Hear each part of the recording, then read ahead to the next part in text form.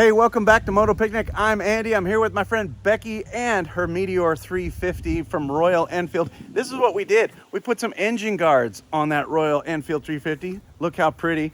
And we're going to show you exactly how to install them. And we're going to talk to you a little bit about why we put those engine bars on the Royal Enfield. Why did we do that, Becky? I kept tipping over and I couldn't pick it back up. Simple. That's pretty much why. So the engine guards give you a little bit of little bit of leverage. We're going to show you exactly how easy that is to pick up once you add just a little bit of leverage to the bike. Okay, I'm going to pick this up now without any help from Andy. I'm going to turn the wheel here so I have a little bit of leverage while I'm picking it up, and I'm going to put my hands under this handle like I'm giving somebody a boost. Okay. And see if I can do it. Let's do it. It's not going to be pretty. Use your legs. That's right. Okay, that was the easy part. Just walk it up. Look at that. And I actually did it this time. How about that? How close were you to doing that out on the road? No, not even. Not even. So couldn't even budge it. these bars made 100% difference. Yeah. Awesome. Yep. Okay, so here's what it looks like when you get it out of the kit. You have all those pieces. I kind of put the bolts and the nuts and the bolts kind of where they go. There's a little piece that we've already installed right here. That little wing goes underneath using an Allen wrench. And then you want to install these bars go onto here. You want to install them so that these are facing backwards, so that when it goes on the bike you see the Royal Enfield logo. But these will go into here to bolt onto the bike. These little guys will go into here and through these holes to secure this to this part of the bar. And then this big long bolt will go over here on the bike. I'll show you, and it will go through to bolt it onto the bike. You need a 13 millimeter socket. The Allen wrench, I believe this one came with it. And then it's nice to have something like this to hold the other bolt on the other side from turning as you tighten this down. So let's take a look. So we've put them all in there and lined up the holes and got those Allen wrench bolts in it. That's all there is. And this thing's ready to put on the bike. It's pretty easy from here. So right in here, right between the forks there, you can see there's two little holes right here. That's gonna be the top of these bolts right here. That's where those go. And then the nuts will go on the back to tighten those down. So let's see how, Becky, go ahead and show how that fits on the bike. Sure.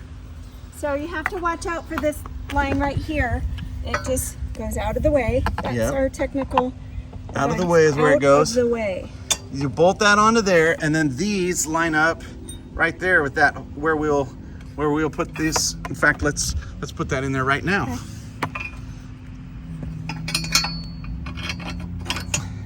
That kind of holds it, so that's cool. That gives you something to hold, and then we can bolt these up there. Okay, so go ahead and give me one of the bolts. There we go. One of these bolts.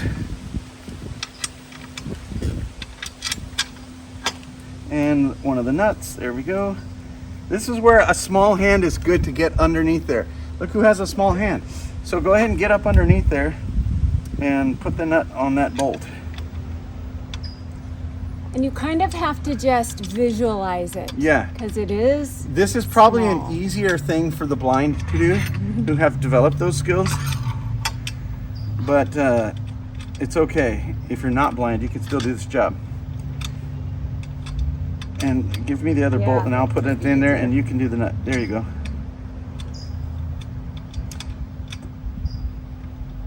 And there you have it. It is on. You have it. Okay, but that's just one. Yeah. So just, let's put the other one through before we tighten. Yep. Okay, there's the bolt. Take the nut. Boom, small hands in the back. It is easier with two people. You could do this one person. One person could definitely install this, but two people makes it a little bit easier. Bam. Bam.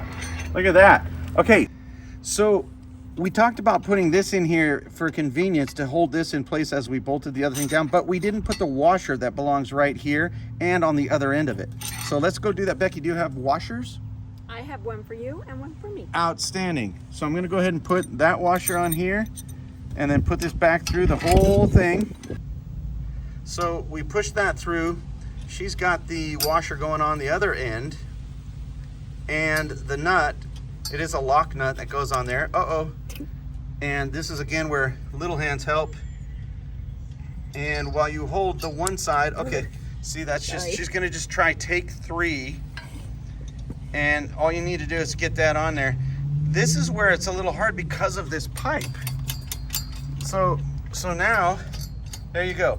So now what we need to do is put a wrench on that side to hold it in place while we use the socket on the other side.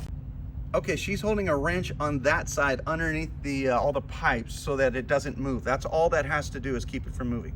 And then on this side here, we're just taking that 13, oh, let's go this way with it. We're doing the 13mm socket, and we're just gonna tighten that up.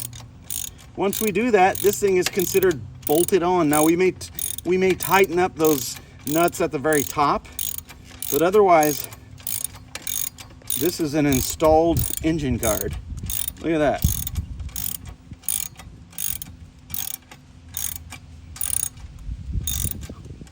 You can look up torque specs if you want. I just make it tight. Look at that. And we'll tighten these up top. And she just tightened those up right underneath the logo there. And we have an installed set of bars, Becky. Yep. I like it. Let's go tip it over. Nice.